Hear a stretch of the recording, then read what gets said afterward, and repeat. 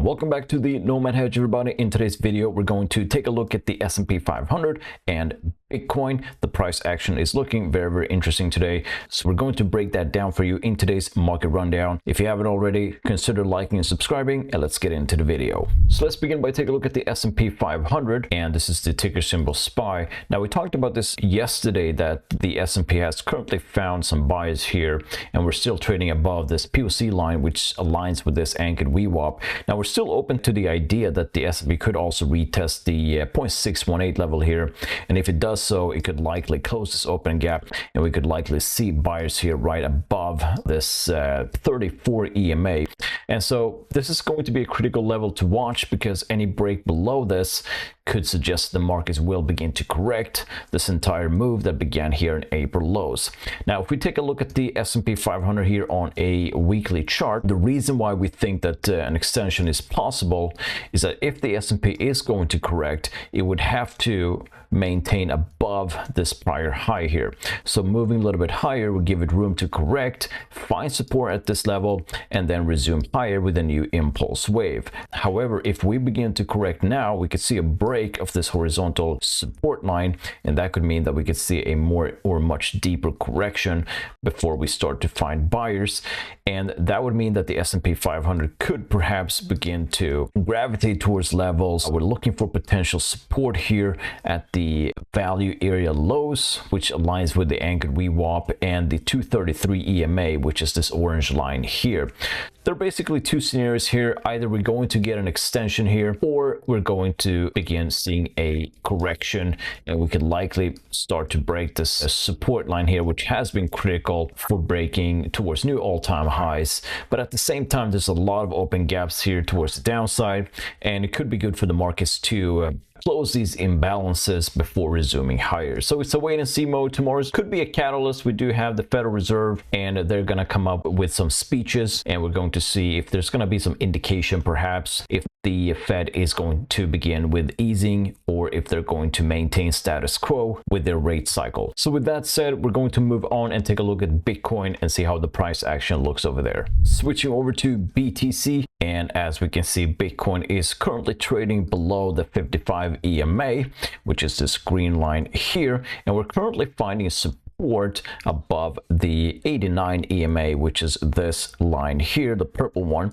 Now, with that said, since we're above the 89 EMA, that means that we're also above the former highs here, and this could actually be a very strong level of support where Bitcoin could actually find buyers, and we could see a new impulse towards the upside. Now, if you take a look at this structure here, it looks as if this could be a flat correction where it ended right here at the 100% extension. And with that, Bitcoin could actually have concluded its correction. Now, if we're starting to break below this former high here and this strong level of support, Bitcoin is likely going to correct this entire move that began here in April 6 or April 8. And that sort of like aligns well with the S&P 500 as well, because if the S&P is going to correct, we're likely going to see the same thing happening with the crypto markets and Bitcoin in particular. We could scale back a little bit here and take a look at some of the indicators. We can see that the MACD is still on a sell signal, and we're starting to approach this center line as well, which could be critical.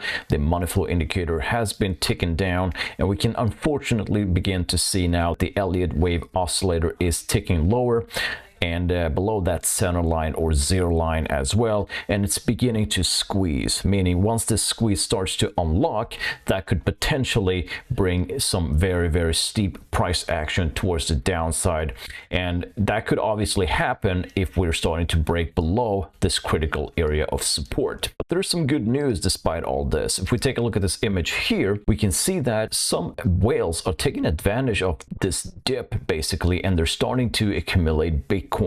And we're seeing here that around 16,000 BTC has been accumulated during the last 7 days, while Bitcoin has been in decline. And what they're basically doing is just buying buying the dip. And so that could be the catalyst for this important support line to hold, which is right here. And obviously we're going to need the whales to push this market higher because they are obviously the largest buyers. On the other hand, take a look at this image here, and if we zoom in a little bit, we can see that the bull score index has switched from bullish cool down to a neutral phase, and that it declined from 70 to 50. So that's a neutral level, and that from risk management purposes, we could see some further softening in the index, and that could obviously translate to lower prices. So there are two things starting to happen now. We're seeing whales accumulating, but at the same time, this bullish index is moving towards this neutral phase. The market is eventually going to tell us what's going to happen. So if you think that this market is going higher,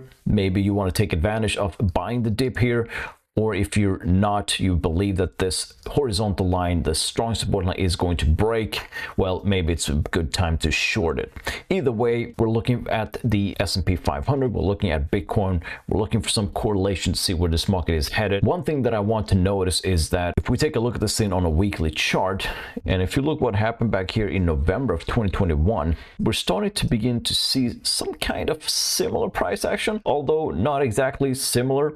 But if you take a look at this price action here, you can see that Bitcoin first fell and then made higher highs, breaking above this former high here, and then we saw a huge correction ensuing.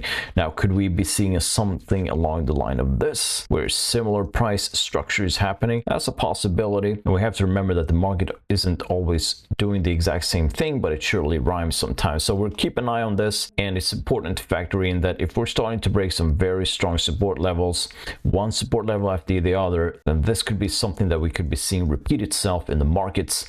And so keep an eye on this one. This is obviously not our primary view. We do believe that if we're going to get a correction, we're likely going to see buyers buying the dip, and we're going to see an impulse within a larger primary degree. So that was just something to think about. But before we move over, we want to take a look at the USDT dominance versus BTC dominance. We can see that we're having a breakout here. Again, I mentioned this in a prior video that we're finding strong support here above this POC line, and this could actually be the catalyst for prices to move lower. Now we're beginning to see this former high here being defended.